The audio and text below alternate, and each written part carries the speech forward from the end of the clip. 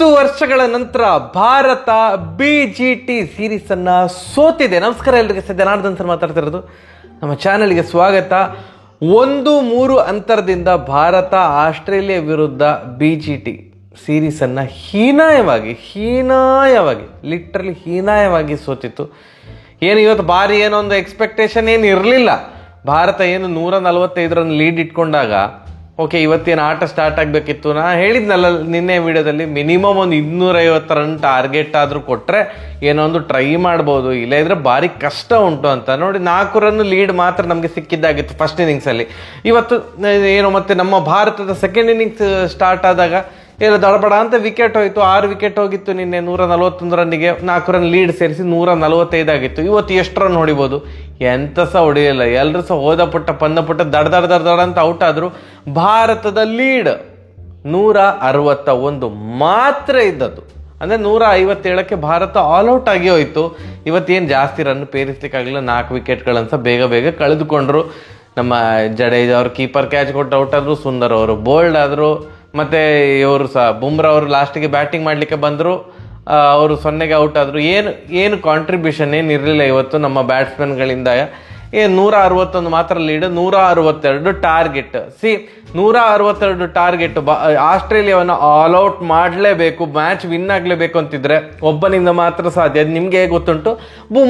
ಬುಮ್ರಾ ಅವರು ಬೌಲಿಂಗಿಗೆ ಬರಲಿಲ್ಲ. Is not fit, ಅವ್ರದ್ದು ಏನೋ ಇಂಜುರಿ ಇಶ್ಯೂ ಇದೆ. ಸೊ ಬುಮ್ರಾ ಅವರು ಇಲ್ಲದೆ ಇನ್ನೊಂದು ಬಾರಿಗೆ ಫಸ್ಟ್ ಇನ್ನಿಂಗ್ಸಲ್ಲಿ ಏನು ಆಸ್ಟ್ರೇಲಿಯಾವನ್ನ 181ಕ್ಕೆ ಏನು ಆಲ್ ಔಟ್ ಮಾಡಿದ್ರಲ್ಲ, ಈಗ 161 ಒಳಗೆ ಆಲ್ ಔಟ್ ಮಾಡಬೇಕು. ಸಾಧ್ಯವಾ? ಎಲ್ಲರಿಗೆ ಸಹ ಗೊತ್ತಿತ್ತು ಇದು ಯಾಕೋ ಸ್ವಲ್ಪ ಕಷ್ಟ ಸಾಧ್ಯ ಅಂದ್ರೆ ಕಷ್ಟ ಅಂತ. ಸೊ ಬೌಲಿಂಗ್ ಸ್ಟಾರ್ಟ್ ಆಯ್ತು. 2 ಓವರಿಗೆ 26 ರನ್ ಬಿಟ್ಕೊಟ್ಟಾಯ್ತು. 26 ರನ್ ಫಸ್ಟ್ ಓವರಲ್ಲೇ ನಮ್ಮ ಸಿರಾಜ್ ಅಣ್ಣ ನಾವು 4 ರನ್ ಮೊದಲು ಲೀಡರ್ ಇಟ್ಕೊಂಡಿದ್ವಲ್ಲ, ಒಂದು ವೈಡ್ 4 ಹಾಕಿ ಬಿಡ್ತಾನೆ, ಅಲ್ಲಿಗೆ ಲೆಕ್ಕ ಎಲ್ಲ ಚುಕ್ತಾಗಿ ಬಿಡ್ಲಿ ಅಂತ. ಮಾರ್ರೆ ಈ ಪಿಚ್ ಇವತ್ತು ಏನು ಸಿಡ್ನಿ ಟೆಸ್ಟ್ ಮ್ಯಾಚ್ ಇದು ಏನು ಪಿಚ್, ಭಯಂಕರ ಫಾಸ್ಟ್ ಪಿಚ್. ಬಾಲ್ ಜುಬ್ ಅಂತ ಬರ್ತಾ ಇದೆ. ನಾವು ಎಕ್ಸ್ಪೆಕ್ಟ್ ಮಾಡಿದಂಥ ಪಿಚ್ ಆಗಿರಲಿಲ್ಲ. ಯೂಶುವಲಿ ಸಿಡ್ನಿ ಪಿಚ್ ಸ್ಪಿನ್ನರ್ಸಿಗೆ ಸ್ಪಿನ್ನರ್ ಫ್ರೆಂಡ್ಲಿ ಪಿಚ್ ಹಾಗೆ ಹೀಗೆ ಅಂತ ಹೇಳ್ತಾರಲ್ಲ, ಆ ಥರ ಏನಿರಲಿಲ್ಲಪ್ಪ. ಎಲ್ಲ ವಿಕೆಟ್ ತೆಗಿತಿದ್ದೆ, ಎಲ್ಲ ಫಾಸ್ಟ್ ಬೌಲರ್ಸೆ. ಆ್ಯಂಡ್ ಸಿಕ್ಕಾವಡೆ ಬೌನ್ಸ್ ಆಗಿ ಬರ್ತಾ ಇತ್ತು. ಒಳ್ಳೆ ವಿಕೆಟ್ ಥರ ಇತ್ತು ಮಾರ, ಅಷ್ಟು ಪೇಸಲ್ಲಿ ಬರ್ತಾ ಇತ್ತು. ಆ್ಯಂಡ್ ಅಂಥ ಪಿಚ್ಚಲ್ಲಿ ಇವತ್ತು ಭಾರತ ಸೆಕೆಂಡ್ ಇನ್ನಿಂಗ್ಸಲ್ಲಿ ಯಾವ ರೇಂಜಿಗೆ ಹೊಡೆಸ್ಕೊಂಡ್ರು ಅಂತಂದರೆ, ODI ಮ್ಯಾಚ್ ನೋಡಿದಾಗ ಆಯಿತು. ಫಸ್ಟ್ ಇನ್ನಿಂಗ್ಸಲ್ಲಿ 72 ಓವರಲ್ಲಿ ಭಾರತ ಆಲ್ ಔಟ್ ಆಗಿತ್ತು. ಆಸ್ಟ್ರೇಲಿಯಾ 52 ಓವರಲ್ಲಿ ಆಲ್ ಔಟ್ ಆಯಿತು. ನಾವು 72 ಓವರಿಗೆ ಆಲ್ ಔಟ್ ಆಗ್ತೀವಿ, ನೀವು 52 ಓವರಿಗೆ ಆಲ್ ಔಟ್ ಆಗ್ತೇವೆ, ನಾವು ಅದಕ್ಕಿಂತ ಕಡಿಮೆಗೆ ಆಲ್ ಔಟ್ ಆಗ್ತೇವೆ ಅಂತ 39 ಓವರಿಗೆ ಭಾರತ ಸೆಕೆಂಡ್ ಇನ್ನಿಂಗ್ಸಲ್ಲಿ ಆಲ್ ಔಟ್ ಆಗಿತ್ತು. ಬಟ್ ಆಸ್ಟ್ರೇಲಿಯಾ ಮತ್ತೆ ಹೇಳಿಲ್ಲ, ನೀವು 39 ಓವರಿಗೆ ಆಲ್ ಔಟ್ ಆಗಿದ್ದಾವೆ, ನಾವು 30 ಓವರಿಗೆ ಆಲ್ ಔಟ್ ಆಗ್ತೇವೆ. ಇಲ್ಲ. ಇವರು ಎಷ್ಟು ಬೇಗ ಆಗ್ತದೆ ಅಷ್ಟು ಬೇಗ ವಿನ್ ಆದ್ರು. ಆಸ್ಟ್ರೇಲಿಯಾ ಏನು ಹೊಡೆದ್ರು ಮಾರೆ. ಕಾನ್ಸ್ಟಾಸು 17 ಬಾಲಿಗೆ 22 ರನ್ ಹೊಡೆದು ಔಟ್ ಆದ್ರು.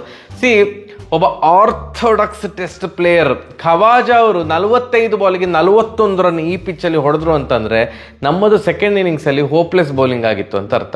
ಬೌಲರ್ಸ್ ಅನ್ನು ದೂರ್ಲಿಕ್ಕೆ ಆಗೋದಿಲ್ಲ. ಬಟ್ ನಾ ಹೇಳೋದು, ಈ ಥರ ರನ್ನ ಬಾಲಲ್ಲಿ ಹೇಗೆ ಮಾರ ಹೊಡಿಸ್ಕೊಂಡ್ರು? ಒಂಚೂರು ಸಹ ಫೈಟೇ ಬರಲಿಲ್ಲಲ್ಲ. ಯಾಕೆ? ಬಾಡಿ ಲ್ಯಾಂಗ್ವೇಜ್ ಸಹ ಡೌನ್ ಇತ್ತು. ವಿರಾಟ್ ಕೊಹ್ಲಿ ಅವರು, ಅದು ಮತ್ತೆ ಹೇಳ್ತೇನೆ ನಾನು ಅದೊಂದು ಇನ್ಸಿಡೆಂಟ್ ಬಗ್ಗೆ. ಪ್ರಸಿದ್ಧ ಕೃಷ್ಣ 3 ವಿಕೆಟ್, ಸಿರಾಜ್ ಅಣ್ಣ 1 ವಿಕೆಟ್ ತೆಗೆದ್ರು. ಬಿಟ್ರೆ ಆ ಫಸ್ಟ್ ವಿಕೆಟ್ ಹೋಗುವಾಗಲೇ 3 ಓವರಿಗೆ 39 ಹೊಡೆದಾಗಿ ಆಗಿತ್ತು. ಬಡ ಅಂತ ಹೊಡಿತಿದ್ದಾರೆ. ಆ ಕಡೆಯಿಂದ ಕಾನ್ಸ್ಟಾಸ್ ವೈಡ್ 4 ಲೆಗ್ ಎಲ್ಲ ಬರ್ತಾ ಉಂಟು, ಎಕ್ಸ್ಟ್ರಾ ರನ್ ಬರ್ತಾ ಉಂಟು. ಖವಾಜಾ ಅವರು ಹೊಡಿತಿದ್ದಾರೆ. ಕೊನೆಗೆ ಆಯಿತು, ಕಾನ್ಸ್ಟಾಸ್ ಅವರು ಔಟ್ ಆದರು. ಲಬುಶೇನ್ ಮತ್ತೆ ಸ್ಮಿತ್ ಅವರು ಸಿಂಗಲ್ ಡಿಜಿಟಿಗೆ ಔಟ್ ಆದರು. ಏನೋ ಒಂದು ಭಾರತ ಕಮ್ ಬ್ಯಾಕ್ ಮಾಡ್ತದೆ ಅಂತ ನಾವು ಅಂದುಕೊಂಡೇವಷ್ಟೇ. ಖವಾಜಾ ಮತ್ತೆ ಹೆಡ್ ಚಂದ ಮಾಡಿ ಆಡ್ಲಿಕ್ಕೆ ಸ್ಟಾರ್ಟ್ ಮಾಡಿದ್ರು. ಖವಾಜಾ ಅವರು ಔಟ್ ಆದ್ಮೇಲೆ ಡೆಬ್ಯೂಟೆಂಟ್ ಫಸ್ಟ್ ಇನ್ನಿಂಗ್ಸಲ್ಲಿ ಸಹ ವೆಬ್ಸ್ಟರ್ 50 ಹೊಡೆದಿದ್ರು. ಸೆಕೆಂಡ್ ಇನ್ನಿಂಗ್ಸಲ್ಲಿ ಸಹ 34 ಬಾಲಿಗೆ 39 ರನ್ ಬಾಲ್ಗಿಂತ ಸಹ ಜಾಸ್ತಿಯಾಗಿ ಹೊಡೆದು 6 ವಿಕೆಟ್ಗಳ ಭರ್ಜರಿ ಜಯ. 2 ದಿನದಲ್ಲಿ ಒಂದು ಲಂಚ್ ಸೆಷನ್ ಆಗಿ ಸ್ವಲ್ಪ ಹೊತ್ತಲ್ಲೇ ಆಸ್ಟ್ರೇಲಿಯಾ ವಿನ್ ಆಯ್ತು 2 ಅಂತ ಇಟ್ಕೊಳ್ಳೋ. 2 ದಿನದಲ್ಲಿಯೇ ಭಾರತವನ್ನ ಆಸ್ಟ್ರೇಲಿಯಾ ಲಾಸ್ಟ್ ಟೆಸ್ಟ್ ಮ್ಯಾಚಲ್ಲಿ 5th ಟೆಸ್ಟ್ ಮ್ಯಾಚಲ್ಲಿ ಸಹ ಸೋಲಿಸಿ ಹಾಕಿತ್ತು. ನೋಡಿ, ಇದೊಂದು ಈಗ ಜಗಜ್ಜಾಹೀರಾಗಿ ಹೋಗಿದೆ. ಏನು ಅಂತಂದ್ರೆ, ಭಾರತ ಏಷ್ಯನ್ ಕಂಟ್ರಿ ಬಿಟ್ಟು ಹೊರಗಡೆ ಸೇನಾ ಕಂಟ್ರೀಸ್ ಅಲ್ಲಿ ಸೌತ್ ಆಫ್ರಿಕಾ, ಇಂಗ್ಲೆಂಡ್, ನ್ಯೂಜಿಲೆಂಡ್ ಮತ್ತೆ ಆಸ್ಟ್ರೇಲಿಯಾ, ಈ ಕಂಟ್ರೀಸ್ ಅಲ್ಲಿ ಭಾರತ ಟೆಸ್ಟ್ ಸೀರೀಸ್ ವಿನ್ ಆಗಬೇಕು ಅಂತಂದ್ರೆ ಬುಮ್ರಾ ಅವರು ಇರಲೇಬೇಕು. ಬುಮ್ರಾ ಅವರು ಇಲ್ಲದೆ ಇವರಿಗೆ ವಿನ್ ಆಗಲಿಕ್ಕೆ ಸಾಧ್ಯವೇ ಇಲ್ಲ ಅನ್ನೋದು ಜಗಜ್ಜಾಹೀರಾಗಿದೆ. ಭಾರತ ಫಸ್ಟ್ ಮ್ಯಾಚ್ ಗೆದ್ದದ್ದು ಈಗ ಒಂಥರ ದೊಡ್ಡ ಮಿರಾಕಲ್ ಅಂತ ಅನ್ನಿಸ್ತಾ ಉಂಟು. ನೋಡಿ, second test match literally one sided, third test match literally one sided ಆಯಿತು. ಅದು ಮಳೆ ಬಂದದ್ರಿಂದ ಡ್ರಾ ಆಯಿತು, ಬಿಟ್ಟರೆ it was literally one sided. ಮತ್ತೆ ಪುನಃ fourth test match one sided test match, Australia win ಆದ್ರು. ಫಿಫ್ತ್ ಟೆಸ್ಟ್ ಮ್ಯಾಚಲ್ಲಿ ಸಹ 4 ರನ್ ಲೀಡ್ ತೆಗೆದುಕೊಂಡ್ರು ಬಿಟ್ರೆ ಭಾರತ, ನಿಮ್ಗೆ ಎಲ್ಲಿ ಸಹ ಭಾರತ ವಿನ್ ಆಗ್ತಿದೆ ಅಂತ ಎಲ್ಲಿ ಸಹ ಅನ್ನಿಸ್ತಾ ಇರಲಿಲ್ಲ. ಸೆಕೆಂಡ್ ಇನ್ನಿಂಗ್ಸ್ ಭಾರತದ ಬ್ಯಾಟಿಂಗ್ ನೋಡಿದಾಗ ಗೊತ್ತಾಗಿ ಹೋಯ್ತು, ಬುಮ್ರಾ ಸಹ ಫಿಟ್ ಇಲ್ಲ, ಇವರು ಬ್ಯಾಟಿಂಗ್ ಸಹ ಚೆನ್ನಾಗಿ ಮಾಡ್ತಾ ಇಲ್ಲ, ಸೊ ಭಾರತ ವಿನ್ ಆಗುದಿಲ್ಲ ಅಂತವೇ ಅನ್ನಿಸ್ತಾ ಇತ್ತು. So first test match Bharat miraculously win ಆಗಿತ್ತು, ಅದು ಬುಮ್ರಾ ಅವರ ಕೃಪಾ ಕಟಾಕ್ಷದಿಂದ. ಫಸ್ಟ್ ಇನ್ನಿಂಗ್ಸಲ್ಲಿ 150 ರನ್ ಭಾರತ ಏನು ಹೊಡೆದು ಆಲ್ ಔಟ್ ಆದಾಗ ಅಯ್ಯೋ ಈ ಮ್ಯಾಚ್ ಹೋಯ್ತಂತ ಅಂದ್ಕೊಂಡದ್ದು. ಬಟ್ ಎನಿವೇಸ್ ಬುಮ್ರಾ ಅವ್ರದ್ದು ಆ ಒಂದು ಭಯಂಕರ ಬೌಲಿಂಗಿಂದಾಗಿ ವಿನ್ ಆಯಿತು. ಆ್ಯಂಡ್ ಸೆಕೆಂಡ್ ಇನ್ನಿಂಗ್ಸ್ ಆಡುವಾಗ ಬ್ಯಾಟಿಂಗಿಗೆ ಸಿಕ್ಕಾಪಟ್ಟೆ ಹೆಲ್ಪ್ಫುಲ್ ಆಗಿತ್ತು ಪಿಚ್. ಜೈಸ್ವಾಲ್ ಅವರು ಬಿಗ್ ಡ್ಯಾಡಿ 100 ಹೊಡೆದ್ರು, ಕೊಹ್ಲಿ ಅವರು 100 ಹೊಡೆದು ಬಿಟ್ಟರೆ ಅದೊಂದು ಇನ್ನಿಂಗ್ಸ್ ತೆಗೆದಾಕಿದರೆ ಭಾರತದ ಓವರ್ ಆಲ್ ಬ್ಯಾಟಿಂಗ್ ಶೋಚನೀಯ. ಇದು ವಾಸ್ತವ, ಶೋಚನೀಯ ಬ್ಯಾಟಿಂಗ್ ಪ್ರದರ್ಶನ. ಎಲ್ಲಿ ಹಿಯರ್ ಆ್ಯಂಡ್ ದರ್ ಜೈಸ್ವಾಲ್ ಅವರದ್ದು ಒಂದು 80s, ರಾಹುಲ್ ಅವರದ್ದು ಹಿಯರ್ ಆ್ಯಂಡ್ ದರ್ ಕೆಲವೊಂದು ಇನ್ನಿಂಗ್ಸ್ ಚೆಂದ ಇತ್ತು.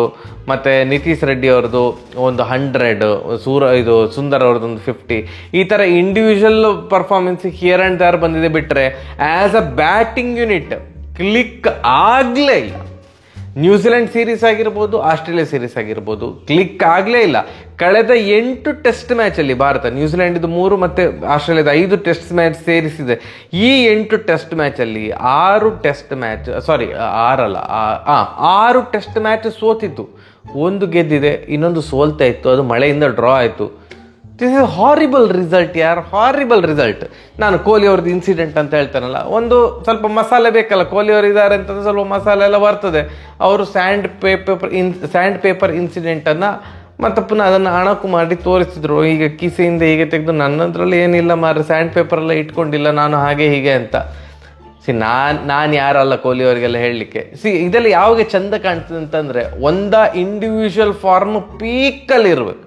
ಪೀಕಲ್ಲಿದ್ದಾಗ ಎಸ್ ಎಂತ ಮಾಡಿದ್ರೆ ಸಹ ನಡೀತದೆ ಅಂತ ಆಗ್ತದೆ. ಅಥವಾ Bharat as a team super ಆಗಿ ಆಡ್ತಾ ಮ್ಯಾಚ್ ವಿನ್ನಿಂಗ್ ಸಿಚುವೇಶನಲ್ಲಿದ್ದು, ಸೀರೀಸ್ ವಿನ್ನಿಂಗ್ ಸಿಚುವೇಶನಲ್ಲಿದೆ, ಅಥವಾ ಭಾರತ ರುತ್ಲೆಸ್ ಕ್ರಿಕೆಟ್ ಆಡ್ತಾ ಇದೆ, ಆಸ್ಟ್ರೇಲಿಯಾ ಸೋಲಿನ ಕಡೆ ಮುಖ ಮಾಡಿದೆ ಅಂತಂದಾಗ ಇದೆಲ್ಲ ಮಾಡಿದರೆ ನಡೀತದೆ. ಇಲ್ಲೇ ಇದ್ರೆ ಎಂತ ಆಗ್ತದೆ ನಿಮಗೆ ಗೊತ್ತುಂಟು. ಕಮೆಂಟ್ಸ್ ನೀವು ಟ್ವಿಟರ್ ಓಪನ್ ಮಾಡಿ, ಇನ್ಸ್ಟಾಗ್ರಾಮ್ ಓಪನ್ ಮಾಡಿ, ಆಬ್ವಿಯಸ್ಲಿ ಆ ಇನ್ಸಿಡೆಂಟ್ ಇದು ಪೋಸ್ಟ್ ಎಲ್ಲ ಸುಮಾರು ಜನ ಹಾಕ್ತಾರಲ್ಲ, ಈಗ RVCJ ಪೇಜ್ ಎಲ್ಲ ಇದೆಯಲ್ಲ, ಅದೆಲ್ಲ ಹಾಕಿದಾಗ ಕಮೆಂಟ್ ಸೆಕ್ಷನ್ ಏನಿದೆ, ಬ್ರೋಸ್ ಕಾನ್ಫಿಡೆನ್ಸ್, ಬ್ರೋಸ್ ಪರ್ಫಾರ್ಮೆನ್ಸ್, ಅದು ಗೊತ್ತುಂಟಲ್ಲ, ಜೋಕರ್ ಅದು ಇದೆಲ್ಲ ಇಮೋಜಿ ಹಾಕ್ಕೊಂಡು ಸುಮ್ಮನೆ ಅನಗತ್ಯ ಟ್ರಾಲ್ಗೆ ಒಳಗಾಗ್ತಾ ಇದ್ದಾರೆ. ನಾನು ಕೊಹ್ಲಿ ಅವರಿಂದ ಇದನ್ನು ಎಕ್ಸ್ಪೆಕ್ಟ್ ಮಾಡಿರಲಿಲ್ಲ, ಅಗತ್ಯ ಇರಲಿಲ್ಲ ಅಂತ. ಏನು ತಪ್ಪು ಸರಿ ಬಗ್ಗೆ ಮಾತಾಡ್ತಾ ಇಲ್ಲ, ಅಗತ್ಯ ಇರಲಿಲ್ಲ. ಒಂದು ಟೀಮ್ಸ್ ಸೋಲೋ ಸ್ಥಿತಿಯಲ್ಲಿದೆ, ಇಂಡಿವಿಜುವಲ್ ಫಾರ್ಮ್ಸ್ ಒಳ್ಳೇದಿಲ್ಲ, ಅವಾಗ ಯಾಕೆ ಬೇಕಿದು? ಇದರಿಂದ ಭಾರತಕ್ಕೆ ಏನಾರು ಅದು ಹಾಗೆ ಅಣಕು ಮಾಡಿದ್ದು ಅದು ಜಯವಾಗಿ ಕನ್ವರ್ಟ್ ಆಗ್ತದೆ? ಇಲ್ಲ, ಸುಮ್ಮನೆ ಯಾಕೆ ನನಗೆ ಅನಿಸಿತ್ತು, ಎಂತಂದು ಗೊತ್ತಾಗಲಿಲ್ಲ ನನಗೆ, ಯಾಕೆ ಇದು ಅಗತ್ಯ ಇರಲಿಲ್ಲ. ಕೆಲವರು ಬ್ರೋ ಅದು ಕೊಹ್ಲಿ ಆಯಿತು, ನಾನು ಸಹ ಕೊಹ್ಲಿ ಫ್ಯಾನ್. ಯಾರು ರೆಗ್ಯುಲರ್ ಆಗಿ ವಿಡಿಯೋ ನೋಡ್ತಾರೆ ಅವ್ರಿಗೆಲ್ರಿಗೂ ಸಹ ಗೊತ್ತು ನಂಗೆ ಕೊಹ್ಲಿ ಅಂದ್ರೆ ಇಷ್ಟ, ರೋಹಿತ್ ಶರ್ಮಾ ಅಂದ್ರೆ ಇಷ್ಟ ಅಂತ. ಅಪರೂಪಕ್ಕೆ ಬಂದು ನೋಡಿದವರಿಗೆ ಇವ್ನು ಕೊಹ್ಲಿಗೆ ಹೇಳ್ತಾ ಇದ್ದಾನೆ ಹಾಗೆ ಹೀಗೆ ಅಂತ ಅಂದ್ಕೊಳ್ತಾರೆ. ಎಲ್ಲರನ್ನು ಮೆಚ್ಚಿಸ್ಲಿಕ್ಕೆ ಏನೂ ಆಗೋದಿಲ್ಲ ಬಿಡಿ. ಈ ಒಂದು ಸೀರೀಸ್ ಲಾಸಿಂದ WTC ರೇಸಿಂದ ಆಫಿಷಿಯಲಿ ಭಾರತ ಹೊರಗೆ ಹೋಯಿತು. ಆ್ಯಂಡ್ ಆಫಿಷಿಯಲಿ ಆಸ್ಟ್ರೇಲಿಯಾ WTC ಫೈನಲ್ಗೆ ಸೆಲೆಕ್ಟ್ ಆಗಿದೆ. So it's ಗೋನ B south Africa versus Australia. ಈ WTC 3 ಫೈನಲ್ ಇವರಿಬ್ಬರ ನಡುವೆ ನಡೀತದೆ. Congratulations Australia. First test Bharat win ಆದಾಗ ಅಥವಾ ಆಸ್ಟ್ರೇಲಿಯಾ ಸೋತಾಗ ಕಮಿನ್ಸ್ ಅವರೊಂದು ಸ್ಟೇಟ್ಮೆಂಟ್ ಕೊಟ್ಟಿದ್ರು, we are still the number 1 test side. ಏನು ಒಂದು ಮ್ಯಾಚ್ ಸೋತಿದ್ದಕ್ಕೆ ಏನು ಅದೇನು ಚೇಂಜ್ ಆಗೋದಿಲ್ಲ ಅಂತ.